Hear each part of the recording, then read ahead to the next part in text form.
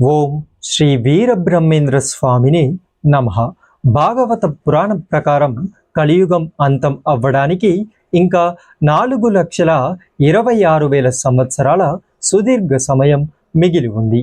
కానీ సాక్షాత్తు శ్రీ పోతులూరి వీరబ్రహ్మేంద్ర స్వామి వారు తమ కాలజ్ఞానంలో కలియుగం మొదలై 5,000 ఏళ్లు దాటగానే మహాప్రళయం వస్తుందని, వీరభోగ వసంతరాయులు అవతరిస్తారని ఎందుకు హెచ్చరించారు. అసలు పురాణాల లెక్కలకి బ్రహ్మంగారి కాలజ్ఞానానికి మధ్య ఉన్న ఆ భయంకరమైన టైం సీక్రెట్ ఏంటి? నమస్కారం మిత్రులారా, మన గీతా నిత్య తెలుగు ఛానల్కి స్వాగతం. ఇది కేవలం మన హిందూ పురాణాలు లేదా గ్రంథాల లెక్క మాత్రమే కాదు. రాబోయే రోజుల్లో ఈ భూమి మీద ప్రకృతిలో జరగబోయే వింత మార్పులను చూసి ఆధునిక సైన్స్ కూడా ఆశ్చర్యపోయే ఒక అద్భుతమైన కాలగమనం. కలియుగం ఆయుష్ గురించి ఆలోచించే ప్రతి ఒక్క భక్తుడిని వేధించే అతిపెద్ద సందేహం ఇదే. అందుకే ఈరోజు మన పవిత్ర పురాణాలలోని సత్యాలను, బ్రహ్మంగారి ఒరిజినల్ కాలజ్ఞాన గ్రంథాలలోని పేజీలను దగ్గర పెట్టుకొని ఈ భయంకరమైన కాల రహస్యాన్ని విప్పబోతున్నాను. అసలు మనం 4 లక్షల ఏళ్ల తర్వాత వచ్చే కల్కి అవతారం కోసం ఎదురు చూడాలా, లేక ఇప్పుడే రాబోతున్న వీరభోగ వసంతరాయుల కోసం సిద్ధం అవ్వాలా? వీళ్ళిద్దరూ ఒక్కరేనా, లేక వేరు శక్తుల? రాబోయే ఆ మహాశక్తి మన ఆస్తులను చూస్తుందా, లేక మనం చేసే పుణ్యాన్ని చూస్తుందా? ఈ భయంకరమైన వాస్తవాలను ఎక్కడ స్కిప్ చేయకుండా ఈ వీడియోలో చివరి వరకు చాలా జాగ్రత్తగా గమనించండి. మొదటగా మన సనాతన ధర్మంలోని విష్ణు పురాణం, శ్రీమద్ భాగవతం ప్రకారం కాలగణన ఎలా ఉందో చాలా లోతుగా పరిశీలిద్దాం. మన మహర్షులు లిఖించిన లెక్కల ప్రకారం 4 యుగాలలో ఆఖరిదైన కలియుగం మొత్తం ఆయుష్ 4,32,000 సంవత్సరాలు. జ్యోతిష్య శాస్త్ర ప్రమాణం ప్రకారం ద్వాపర యుగ ముగింపులో శ్రీకృష్ణ పరమాత్ముడు తన భూలోక అవతారాన్ని చాలించి ఈ భూమి నుండి నిష్క్రమించిన తర్వాత, అంటే క్రీస్తు పూర్వం 3,102వ సంవత్సరంలో ఈ కలియుగం భూమి మీదకి ప్రవేశించింది. ఈ లెక్కను చూసుకుంటే ప్రస్తుత కాలానికి కలియుగం మొదలై కేవలం 5,127 సంవత్సరాలు మాత్రమే పూర్తయింది. అంటే పురాణాల ప్రకారం కలియుగం ఇంకా అత్యంత ప్రారంభ దశలోనే ఉంది. ఇంకా లక్షలాది సంవత్సరాల సమయం మిగిలే ఉంది. మరి కల్కి రావడానికి ఇంకా లక్షల ఏళ్ళు పడితే బ్రహ్మంగారు 5,000 ఏళ్లకే మార్పు వస్తుందని ఎందుకు చెప్పారు? ఇక్కడే మనం 3 రకాల విప్లవాత్మకమైన సిద్ధాంతాలను పరిశీలించాలి. మొదటి సిద్ధాంతం, పాపం అనేది కేవలం కాలంతో పాటు పెరగదు, మనుషుల క్రూరత్వాన్ని బట్టి పెరుగుతుంది. 4 లక్షల ఏళ్లలో మానవుడు చేయాల్సిన మహాపాపాలను, ప్రకృతి వినాశనాన్ని, దైవ దూషణను ఈ కలియుగ మనిషి కేవలం 5,000 సంవత్సరాలలోనే పూర్తి చేశాడు.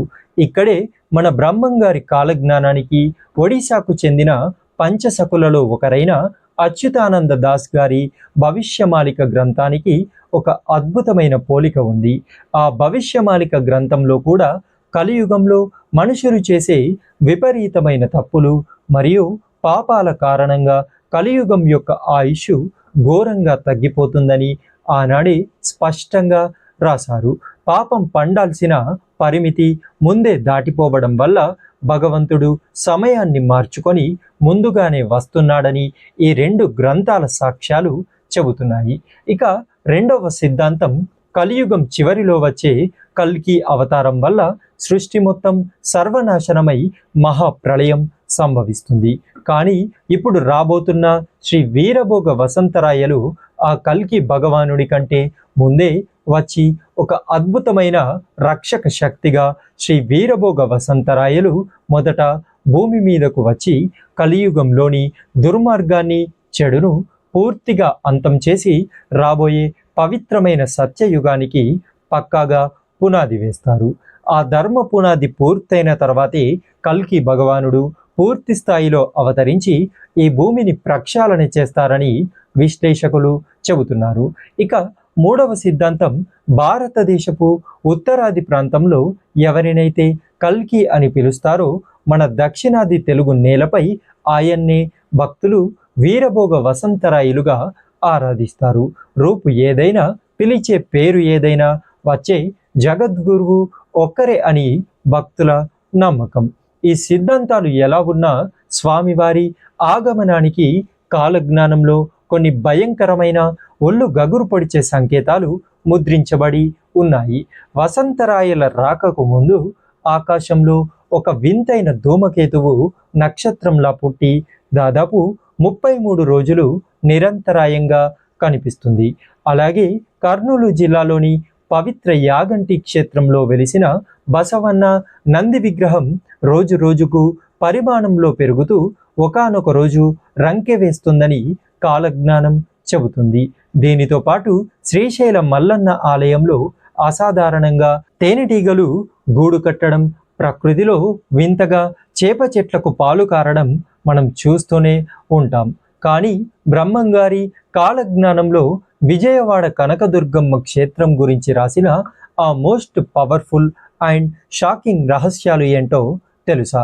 కలియుగం ఎప్పుడైతే అంతిమ దశకు చేరుకుంటుందో అప్పుడు విజయవాడ ఇంద్రకిలాద్రి కొండ కింద ప్రవహించే పవిత్ర కృష్ణానది ఊహించని విధంగా ఉప్పొంగుతుంది. ఆ నది జలాలు ఎంత భయంకరంగా పైకి లేస్తాయంటే సాక్షాత్తు కొండపై ఉన్న కనకదుర్గమ్మ అమ్మవారి ముక్కు పుడకను తాకుతాయని బ్రహ్మంగారు రాశారు. అంతేకాదు, వీరభోగ వసంతరాయల ఆగమనానికి కేవలం కొన్ని రోజుల ముందు అమ్మవారి ముక్కు పుడక అకస్మాత్తుగా కోటి సూర్యుల ప్రకాశంతో విపరీతంగా మెరుస్తుంది. ఆ దివ్యమైన వెలుగు ఎంత పవర్ఫుల్గా ఉంటుందంటే బెజవాడ నగరం మొత్తానికి ఆ కాంతి స్పష్టంగా కనిపిస్తుందని కాలజ్ఞానంలో ముద్రించబడి ఉంది. ఎప్పుడైతే కలియుగంలో పాపాలు హద్దులు దాటుతాయో సమాజంలోని పాపాత్మలను మరియు అధర్మాన్ని పూర్తిగా నాశనం చేయడానికి అప్పటి వరకు శాంత స్వరూపంలో ఉన్న కనకదుర్గమ్మ తల్లి అత్యంత ఉగ్ర రూపంలోకి మారుతుందని బ్రహ్మంగారు స్పష్టంగా హెచ్చరించారు. ఈ మార్పులన్నీ జరిగినప్పుడే ఆ కాలపురుషుడు భూమిపై అడుగు పెడతాడని కాలజ్ఞానం చెబుతుంది.